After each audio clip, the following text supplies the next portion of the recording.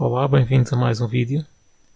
Desta vez venho-vos falar sobre os Superchargers da Tesla, as diferenças que existem entre a versão 2 e a versão 3 e também alguns pormenores técnicos, especialmente sobre aqui o assunto da partilha de potência entre stalls, como é que é distribuída a potência, como é que as limitações do local influenciam a vossa velocidade de carga.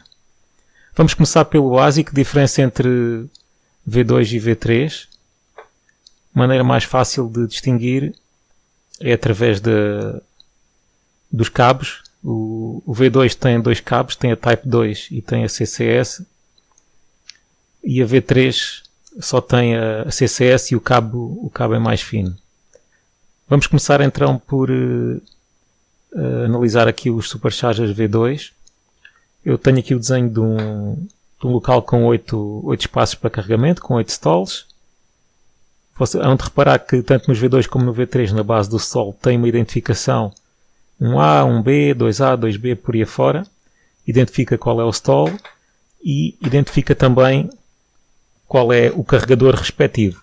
Porque, na realidade, o que carrega o carro, o que faz a conversão de energia para vos carregar o carro, não é o stall, mas é sim o armário que tem o carregador lá dentro, que são estes que eu estou aqui a mostrar e que encontram não muito longe dos stalls. Como os nomes indicam, 1A, 1B, 2A, 2B, existe aqui uma correspondência direta entre cada carregador e de cada 2 stalls. O primeiro carregador vai alimentar os 2 primeiros stalls, o segundo o 2A e o 2B, o terceiro o 3A e o 3B, e o quarto o 4A e o 4B. Como se sabe, os Supercharger V2 têm uma potência de 150 kW, é o máximo de potência que conseguem carregar. O que é que acontece aqui se estiverem sozinhos, se não tiver mais ninguém? Vocês chegam aqui, por exemplo no 1B, vão receber os 150 kW, se o carro aceitar essa potência. Se chegar alguém e liga no 3A, também não há problema, também recebe os 150 kW. No entanto, se vier aqui alguém e parar aqui no 3B para carregar, vão-se aplicar aqui as regras de partilha de carga. Ou seja, no mínimo vai-se receber 30, mas é por ordem de chegada. Ou seja, o 3A já estava cá há mais tempo, vai ter prioridade. O que é que acontece? Se o 3B vai receber um mínimo de 30, o 3A vai reduzir para 120 kW. No entanto, aqui o stall 1B, entretanto, já estava a carregar há algum tempo e já não estava a carregar a 150, já estava a carregar a 100, já tinha a bateria um bocado cheia. Se chegar alguém no 1A, o que é que vai acontecer? Fica com a sobra do 1B, ou seja, com 50. Portanto, a soma do A e B em cada par não pode exceder os 150. As regras de etiqueta, como é que nós devemos fazer? Devemos escolher um par que esteja vazio. Isto é, se nós vamos encostar aqui no 3B, como ainda vimos agora, além de recebermos só 30, vamos estar a fazer o 3A diminuir para 120. Também não estamos a ser bons para nós, nem para a pessoa que já lá está. A regra é sempre escolher um par vazio. Escolher o 1, o 2, o 3 ou o 4, em que nem o A nem o B estejam ocupados. Aqui seria a ocupação ideal deste Supercharger, por exemplo, neste caso, toda a gente ia receber os 150. No entanto, há outra questão. Nós podemos chegar ao Supercharger, estão lá estes 4 carros, sim senhor, cumpriram as regras, mas agora, como é que nós escolhemos o stall para nós carregarmos? Uma opção é ligamos num qualquer e se a potência for muito baixa, vamos trocar de stall. Por exemplo, aqui tínhamos chegado no 1B, só estávamos a receber 30, vamos para o 2A e aqui já estávamos a receber 80. Ok, não é mau, perdeu-se ali 1 ou 2 minutos a trocar de stall, mas 80 é mais do que o dobro de 30. Esta será uma solução. A outra hipótese é investigar. Aqui há várias, depende do desenrascanço de cada um. Uma opção é ir perguntar às pessoas que estão a carregar se ainda falta muito para chegarem ao fim da carga ou qual é a potência que estão a carregar. Podemos tentar olhar para os ecrãs dos carros se o carro estiver ligado. Mas isso às vezes pode não ser muito simpático. As pessoas podem não gostar que a gente andemos lá a bisbilhotar. Outra opção é, se for visível, é olhar para a porta de carga como eu vos mostrei aqui no vídeo aqui há tempos, que eu vou deixar na descrição o link e vou pôr aqui um bocadinho agora a passar. Olhando para a porta de carga, nós conseguimos saber se a carga está no início ou no fim. Quanto mais lento for aqui o piscar da luz, mais no fim estará a carga e menor potência estará o carro a debitar. Neste caso, se forem visíveis as luzes das portas de carga, era escolhermos o que tivesse a luz a piscar mais lento para irmos usar o mesmo par. Ora, temos aqui um caso em que o Supercharger está cheio, estão os 8 stalls ocupados e temos aqui a indicação do PT ser 600 kW. Portanto, neste caso não havia limitação de potência no PT, ou seja, por um PT mais potente não vai resolver porque cada carregador só dá 150. No entanto, pode haver sítios que seja ao contrário, em que o PT não tenha a potência suficiente. Neste caso aqui, se tivéssemos um PT com 400 kW, já não podíamos ter 4 carregadores a puxar 150 cada um.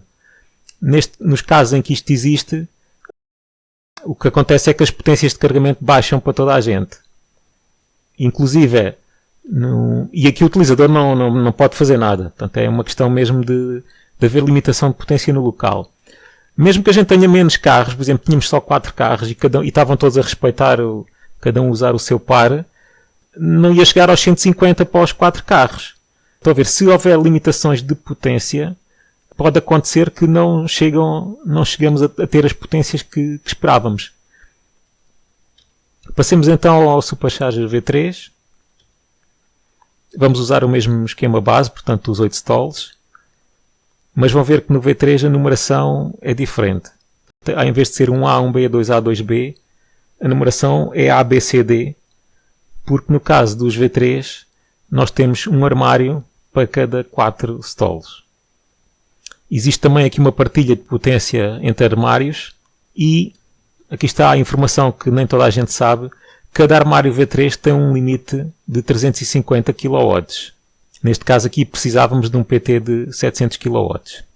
O PT alimenta os 2 armários e cada carro que chegar, se houver potência disponível, consegue chegar até aos 250.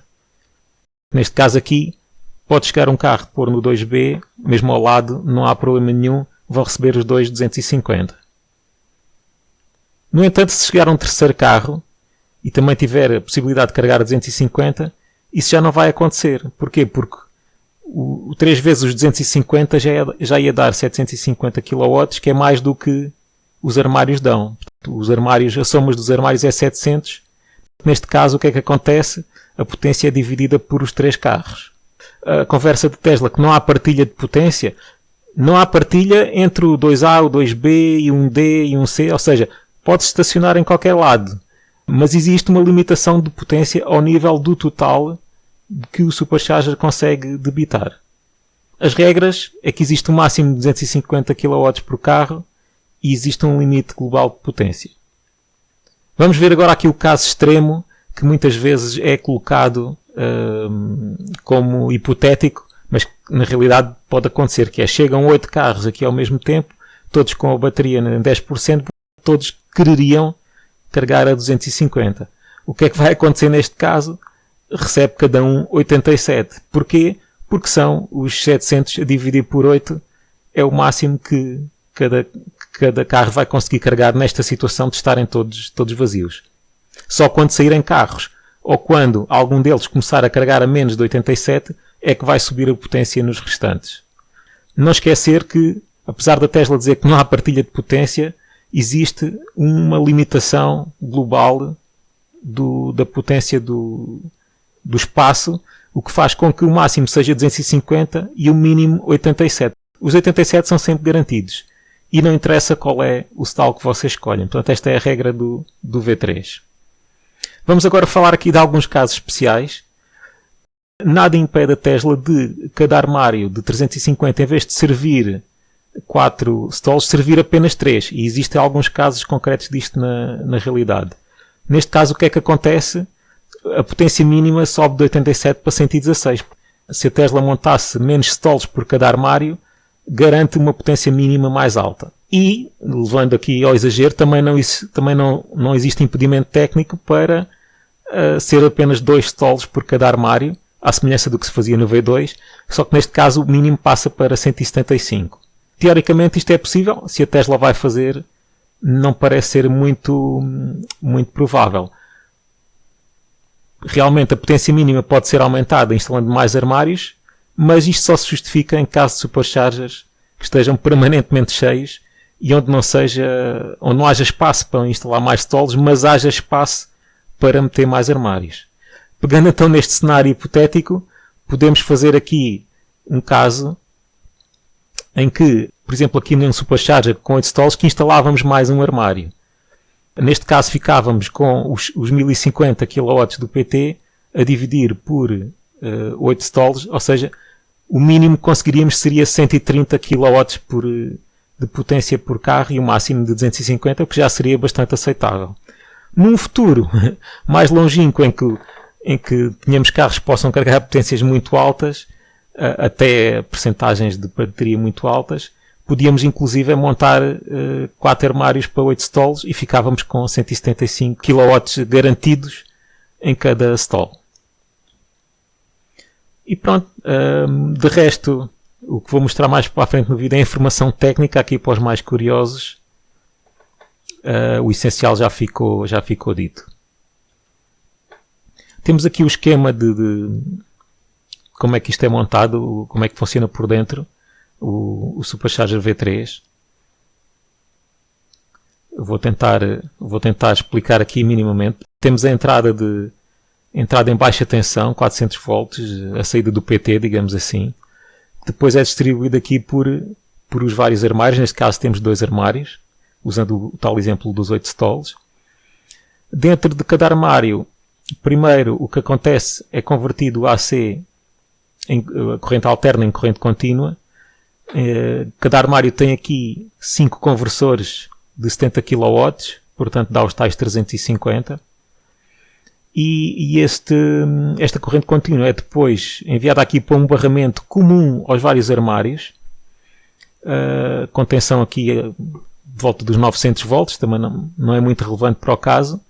O que é relevante aqui é que existe este barramento comum entre os 2 armários, o que permite que os carros estejam todos ligados, por exemplo, só num dos lados aqui dos stalls, mas que esta potência 350, que em teoria só daria para esta metade, não, pode-se buscar o total dos 700, neste caso aqui com 2 armários, e os 700 serem distribuídos apenas aqui por o lado esquerdo ou por o lado direito, porque existe este barramento que permite distribuir a corrente contínua. A corrente contínua depois aqui é convertida em corrente contínua já apropriada ao carregamento do carro, os tais 0 a 500 volts na versão atual, e o máximo de 250 kW, que isto é feito com 2 conversores DC-DC de 125 kW cada um. Se tiverem 2 carros a carregar a 250, por exemplo, aqui nestes 2 stalls, vão estar a trabalhar estes conversores DC-DC e vão estar a trabalhar aqui todos os conversores AC-DC, a juntar aqui neste barramento comum que depois vem para os carros.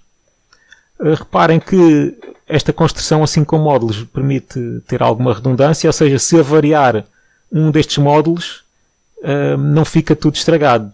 Ou seja, em vez de termos 700, se avariar um módulo destes, temos um máximo de 630 kW disponíveis para a totalidade do local. A mesma história aqui com os conversores dos stalls. Se avariar fica um stall com um máximo de 125,